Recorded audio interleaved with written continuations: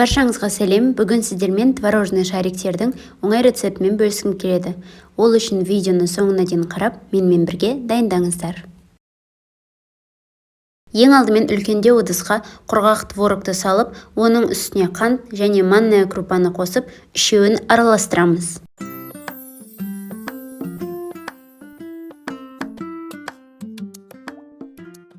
Творожный шариктеріміз дәмді әрі иісі әдемі болу үшін, оның үстіне ванилинді қосамыз. Бөлме температурасындағы 2 жұмыртқаны жарып салып, оның барлығын араластырамыз. Творогты жақсылап араластырып алған соң, оның үстіне електен өткізілген ұн және қопсытқышты қосып, қолға жабысатындай осындай жұмсақ қамыр дайындаймыз.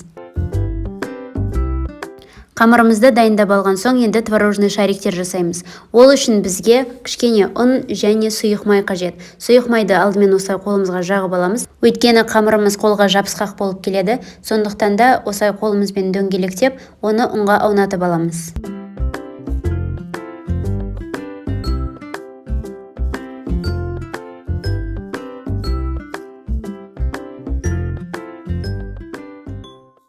Шариктерді дайындап алған соң, оны орта отта сұйық майға пісіріп аламыз.